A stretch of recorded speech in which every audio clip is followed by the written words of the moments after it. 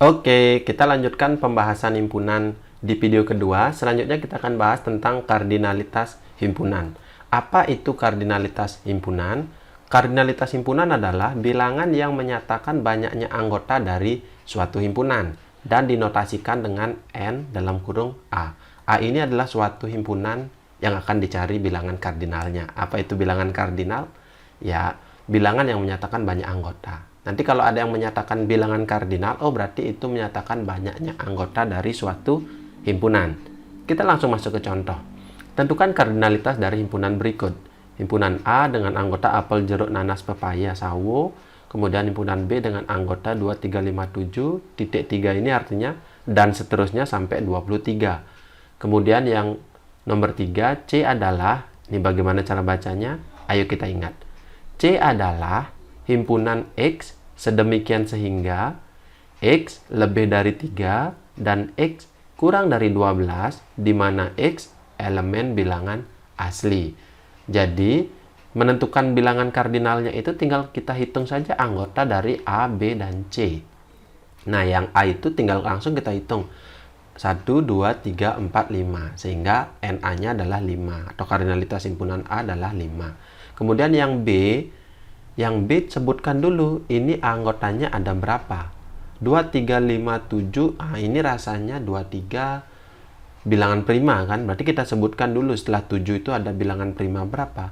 11, 13, 17, dan 19. Sehingga kita bisa hitung ini jadinya 1, 2, 3, 4, 5, 6, 7, 8, 9. Bilangan kardinal B adalah 9 atau kardinalitas himpunan B adalah 9.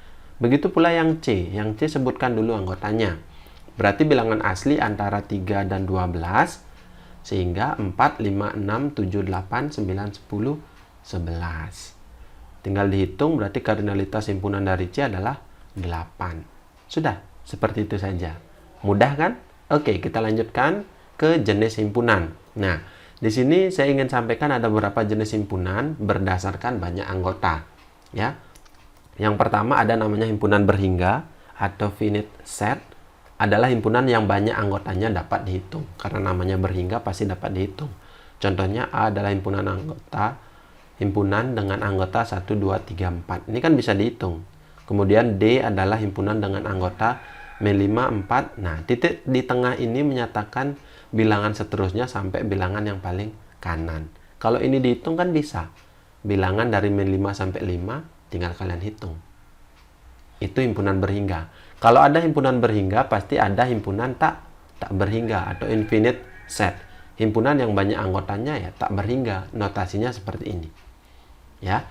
Contohnya B adalah himpunan dengan anggota 1, 2, 3, 4. Titik-titik di sebelah kanan ini menyatakan selanjutnya 4 dan seterusnya sampai tak berhingga. Sehingga tidak bisa kita tentukan kan berapa banyak anggotanya. Kemudian kalau titik-titik ini berada di sebelah kiri juga, berarti sampai menuju negatif tak hingga. Seperti itu. Ya. Kalau ada himpunan berhingga dan tak berhingga, pasti ada himpunan kosong. Nah, ini harus perlu kalian ketahui juga. Di himpunan ada namanya himpunan kosong. Kalau yang namanya himpunan kosong berarti himpunan yang tidak memiliki anggota. Notasinya 0 seperti ini tapi dicoret, atau tanda himpunan atau kurung kurawal 2 tapi tidak ada isinya. Berarti itu tidak ada anggotanya. Contoh, C adalah himpunan bilangan ganjil yang habis dibagi 2. Coba kalian sebutkan bilangan ganjil. 1, 3, 5, 7 dan seterusnya. Apakah bisa dibagi 2? Tidak. Sehingga anggota dari C adalah himpunan kosong atau seperti ini tulisannya. Atau contoh yang lain bisa. Kumpulan nama hari yang diawali dengan huruf Z. Coba dipikirkan, nama-nama hari kan ada Senin, Selasa, Rabu, Kamis, Jumat, Sabtu, dan Minggu. Apakah ada yang diawali dengan huruf Z? Nah, tidak ada, sehingga jawabannya himpunan kosong. Contoh yang lain. Himpunan binatang yang tidak memiliki kaki. Nah, kalau seperti itu tinggal kalian tentukan saja ya. Kalau ada yang tidak memiliki kaki berarti jawabannya binatang itu. Kalau tidak ada berarti jawabannya himpunan kosong. Intinya ketika suatu himpunan tidak ada anggotanya, berarti jawabannya seperti ini. Himpunan kosong artinya, ya. Bukan tidak ada jawaban, tapi jawabannya adalah himpunan kosong. Oke, kita lanjutkan ke himpunan bagian atau subset. Apa itu himpunan bagian? Nah, himpunan A merupakan himpunan bagian dari B jika setiap anggota A juga menjadi anggota himpunan B. Dinotasikan dengan A himpunan bagian dari B. Dibacanya seperti itu, atau A subset dari B. Kemudian ada seperti ini, kebalikannya, berarti B superset dari A. Nanti yang sering kita gunakan ya A subset B atau A himpunan bagian dari B. Intinya seperti ini. Karena dia merupakan himpunan bagian, berarti A himpunan bagian dari B, semua anggota A itu harus ada di B. Ya, itu himpunan bagian. Misalnya kita bagian dari siswa SMP, berarti kita berada di SMP itu kan. Kita bersekolah di SMP A. Ya, maka kita himpunan bagian dari SMP A. Seperti itu saja. Kita masuk ke contoh. Nah, kita langsung pakai ke diagram Venn. Seperti ini. Nah, misalnya ada diagram Venn seperti ini, kita sebutkan dulu anggotanya, ya. Anggota S berarti yang ada di dalam kotak, kemudian A lingkarannya di A, B di B, C di C. Di luarnya ini ya sisanya dari S. Berarti kita sebutkan dulu anggota S itu adalah 1, 2, 3, 4, 5, 6, 7, 8, 9, 10. Kemudian anggota A itu ada di lingkaran A. Banyak siswa bingung anggota A itu 4 dan 5 dikatakan. Salah ya, berarti anggota A itu ya, karena B di dalamnya, B termasuk anggota A juga. Jadinya 1, 2, 3, 4, 5. Kemudian anggota B, kalau anggota B berarti lingkarannya di B saja. 1, 2, 3. Kemudian anggota C ya jelas, lingkaran di C. 6, 7, 8. Sisanya 8, 9 masih ada di kotak S. Sudah ya, pelajari untuk menyebutkan anggota di diagram Venn. Selanjutnya, nah, A himpunan bagian. Himpunan A adalah himpunan bagian dari S, ya. A himpunan bagian dari S karena semua anggota A ada di S. Lihat, anggota A kan 1, 2, 3, 4. Apakah 1, 2, 3, 4 ini ada di S? Ada. Sorry, 1, 2, 3, 4, 5 ya maksudnya. Kan ada di S, sehingga A himpunan bagian dari S. B juga himpunan bagian dari S. Lihat, anggota B 1, 2, 3. Apakah ada di S? Ada. Kan ini 1, 2, 3 kan? Berarti B himpunan bagian dari S. C himpunan bagian dari S. Berarti lihat 6, 7, 8 apakah ada di S? Ini 6, 7, 8. Sehingga C himpunan bagian dari S. Kemudian B himpunan bagian dari A. Nah, jelas saja ini ya. Seperti di jenis diagram Venn di video sebelumnya, kalau model seperti ini kan diagram Venn himpunan bagian ya, seperti inilah modelnya. B himpunan bagian dari A. Berarti 1, 2, 3 kan ada di A. Jangan dibalik, A himpunan bagian dari B, salah. B himpunan bagian dari A, karena semua B ada di A. Sudah? Contoh yang lainnya, yang nomor E. S bukan himpunan bagian dari A. Nah, kenapa S bukan himpunan bagian dari A? Sekarang lihat, apakah semua anggota S ini ada di A? Tidak kan? 1, 2, 3, 4, 5 ada di A. Tapi 6 sampai 10 kan tidak ada. Itu alasannya sehingga bukan himpunan bagian, atau lambang himpunan bagian dicoret itu artinya bukan himpunan bagian. Kemudian yang F, S juga bukan himpunan bagian dari B. Jelas ya. S itu kan anggotanya ini banyak ya. B itu 1, 2, 3. Sehingga tidak semua anggota S ada di B. Begitu pula S bukan himpunan bagian dari C. Nah ini, A pasti bukan himpunan bagian dari B. Karena tadi B himpunan bagian dari A ya. Karena semua B ada di A.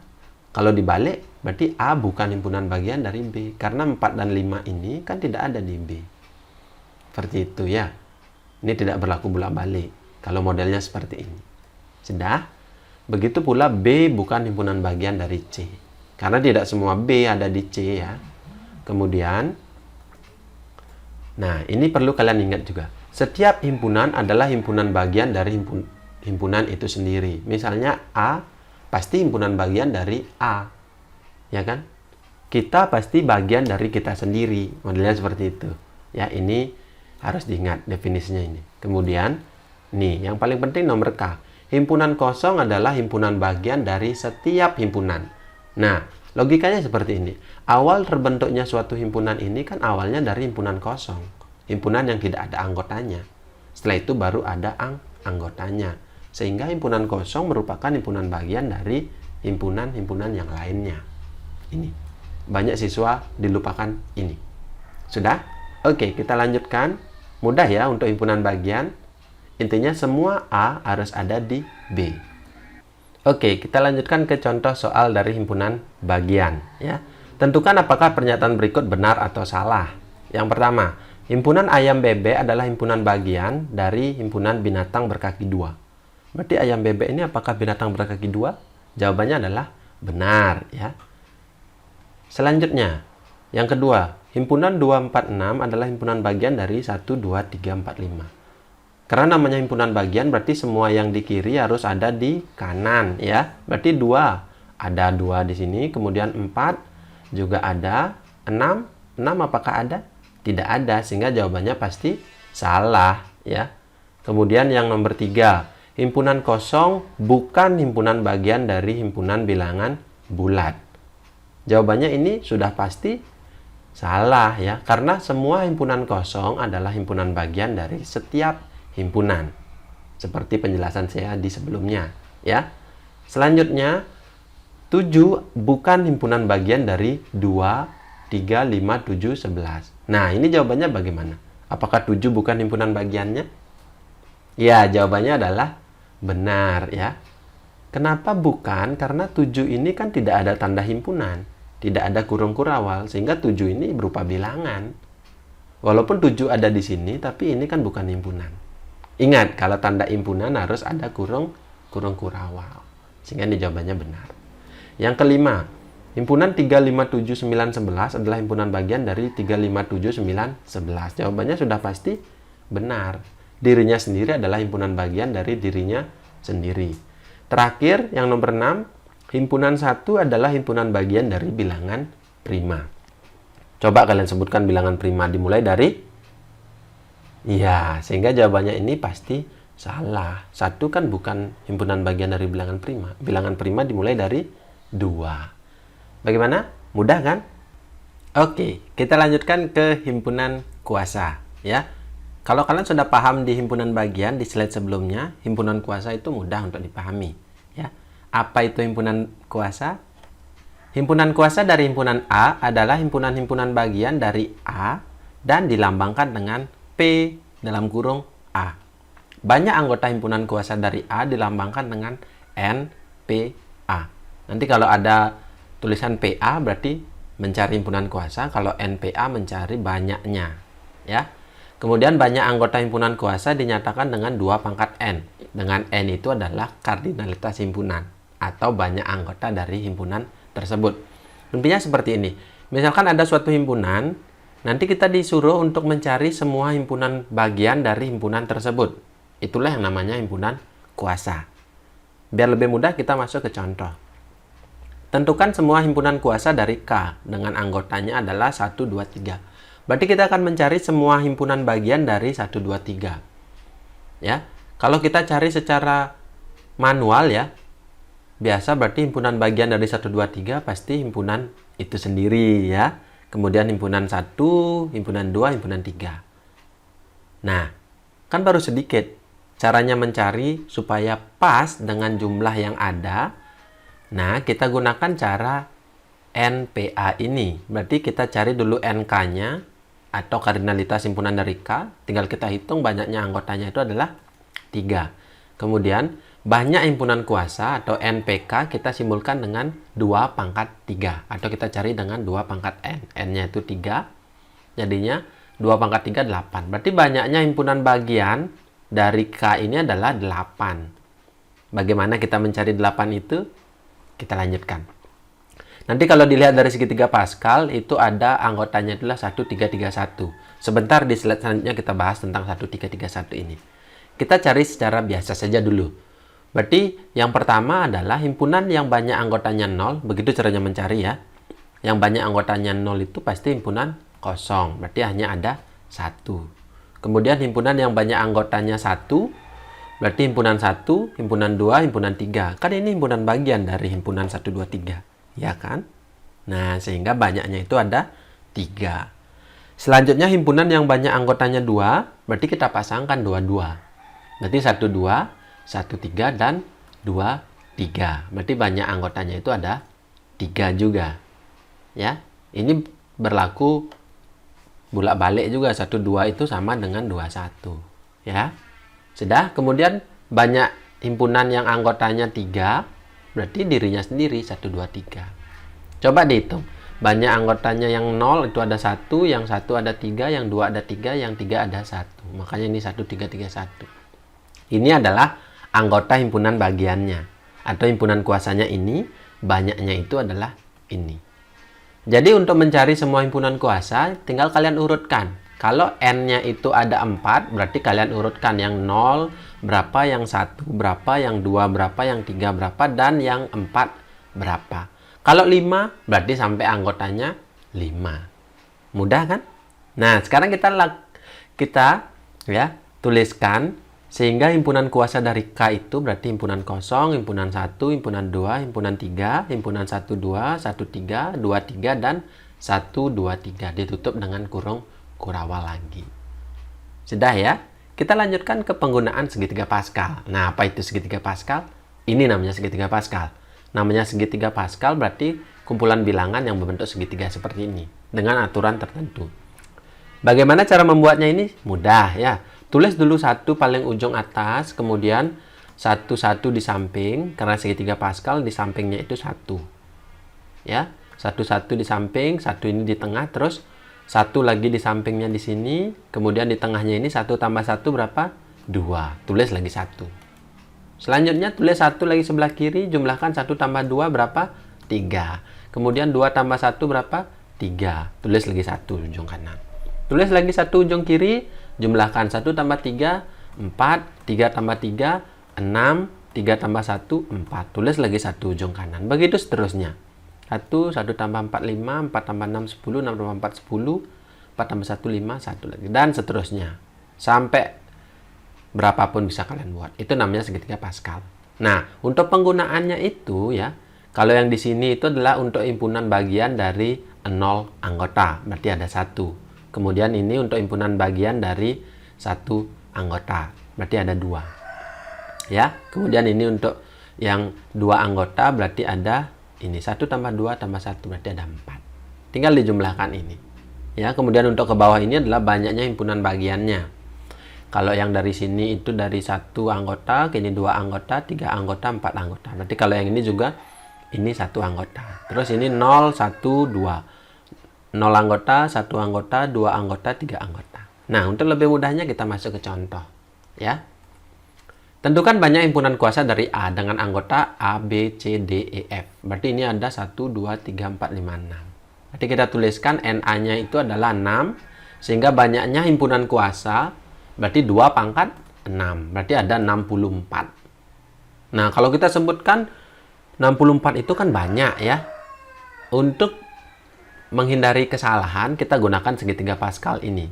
Berarti yang terdiri dari 6 anggota, berarti kan yang ini. Yang di sini. Lihat saja ini.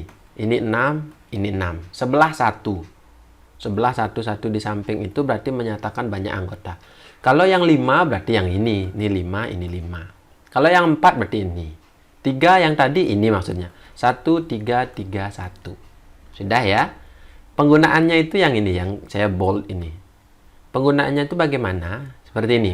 Jika dilihat pada segitiga Pascal dengan nama anggota, yaitu angkanya ada 1, 6, 15, 20, 15, 6, 1. Nah, berarti untuk yang 1 ini adalah banyak himpunan yang banyak anggotanya 0 itu ada 1. Kemudian himpunan yang banyak anggotanya 1 itu ada 6. Himpunan yang banyak anggotanya ada 2 itu ada 15.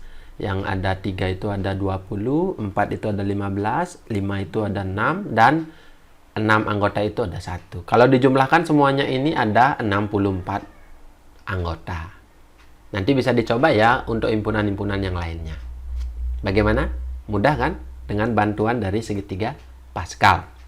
Kita lanjutkan ke pembahasan kesamaan dua himpunan. Jadi kita berbicara kesamaan dua himpunan. Kalau yang namanya himpunan sama itu, sama seperti kita melihat orang lain atau melihat benda itu sama, ada kriteria-kriterianya. Di himpunan juga sama. Dua himpunan A dan himpunan B dikatakan sama jika A himpunan bagian dari B dan B himpunan bagian dari A. Maka kedua himpunan itu dinotasikan himpunan yang sama atau A sama dengan B. Jika kardinalitas himpunan A sama dengan kardinalitas himpunan B atau banyak anggotanya sama, berarti A dan B itu disebut ekuivalen, ya. Kalau saling himpunan bagian, ini juga himpunan bagian disebut sama. Kalau banyak anggotanya sama juga disebut ekuivalen. Sudah? Kita masuk ke contoh. Diketahui himpunan A dengan anggota HARUM, kemudian anggota B dengan MURAH. Berarti kita akan menunjukkan apakah dua himpunan ini sama dan ekuivalen. Nah, langkah pertama, kita tunjukkan apakah A himpunan bagian dari B. Ya, benar ya, karena semua anggota A ada di B. Huruf H ada, A ada, R ada, U ada, M juga ada. Bagaimana kalau sebaliknya? Apakah B himpunan bagian dari A? Jawabannya benar juga, karena semua anggota B ada di A. Sudah? Bagaimana kalau salah satu tidak memenuhi? Berarti kedua himpunan itu tidak sama, ya. Kalau sudah memenuhi ini, berarti kesimpulannya A sama dengan himpunan B. Terus untuk mengecek ekuivalen, berarti kita cari dulu NA-nya berapa? Ini hitung 1, 2, 3, 4, 5, berarti 5. NB-nya juga 5. Karena ini juga sama-sama 5, berarti himpunan A ekuivalen juga dengan himpunan B. Sudah? Nah, pertanyaan saya, misalkan dua himpunan yang ekuivalen, apakah sudah pasti sama? Terus kalau kedua himpunan sama, apakah sudah pasti ekuivalen? Bagaimana? Ya, jawabannya adalah jika dua himpunan yang sama, pasti ekuivalen. Tapi dua himpunan ekuivalen belum tentu sama. Karena kalau sama itu kan syaratnya harus himpunan bagian. Terus ekuivalen hanya menunjukkan banyak anggotanya saja. Sudah? Mudah ya untuk dipahami di pembahasan kali ini. Nah, sekian dulu untuk pembahasan tentang himpunan pada video kali ini. Sampai ketemu di video selanjutnya dan saya ucapkan terima kasih.